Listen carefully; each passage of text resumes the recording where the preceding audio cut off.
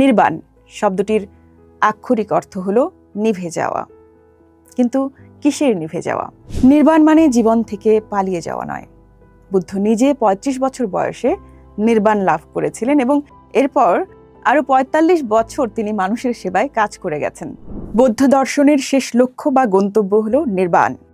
এই শব্দটি শুনলে অনেকের মনে হয় এটি বুঝি মৃত্যুর পরের কোনো অবস্থা বা কোনো রহস্যময় অলৌকিক জগৎ। কিন্তু বুদ্ধের মতে নির্বাণ কোনো ভৌগোলিক স্থান নয়, বরং এটি হলো মনের একটি অবস্থা। নির্বাণ শব্দটির আক্ষরিক অর্থ হলো নিভে যাওয়া। কিন্তু কিসের নিভে যাওয়া? আমাদের ভেতরের লোভ, ঘৃণা এবং মোহের যে আগুন আমাদের সারাক্ষণ দগ্ধ করছে, সেই আগুনের নিভে যাওয়াই হলো নির্বাণ। যখন এই তৃষ্ণা নিভে যায়, তখন যে অনাবিল প্রশান্তি অবশিষ্ট থাকে, সেটিই হলো জীবনের চূড়ান্ত সার্থকতা। নির্বাণকে বুদ্ধ বর্ণনা করেছেন অজ্ঞাত, অদ্ভুত এবং অসংখ্যত হিসেবে, অর্থাৎ যা কোনো কারণ বা শর্তের উপর নির্ভরশীল নয়। আমাদের প্রতিদিনের আনন্দগুলো কোনো না কোনো জিনিসের উপর নির্ভর করে, যেমন ভালো খাবার, প্রশংসা বা অর্থ।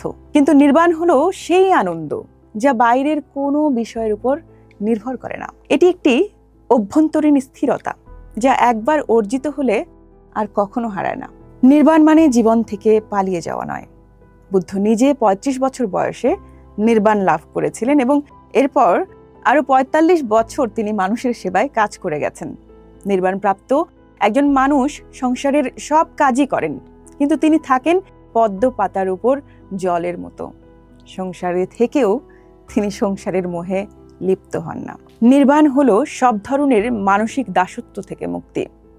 আমরা যখন বুঝতে পারি যে আমাদের রাগ, হিংসা বা অহংকার আসলে আমাদেরই তৈরি করা এক একটি কারাগার, তখন সেই কারাগার ভেঙে বেরিয়ে আসাই হলো নির্বাণ। বুদ্ধ বলছেন নির্বাণ হলো এমন এক অবস্থা যেখানে কোনো ভয় নেই, কোনো শোক নেই এবং কোনো দ্বন্দ্ব নেই।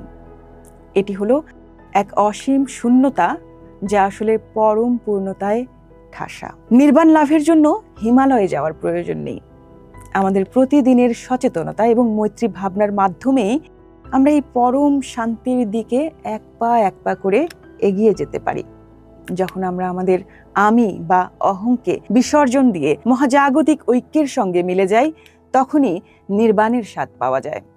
বুদ্ধের এই পুরো যাত্রার মূল উদ্দেশ্য ছিল মানুষকে তার নিজের ভেতরের এই বুদ্ধত্ব বা নির্বাণের সঙ্গে পরিচয় করিয়ে দেয়া। তিনি বলেছিলেন, আমি কেবল পথপ্রদর্শক, পথ তোমাদেরই চলতে হবে।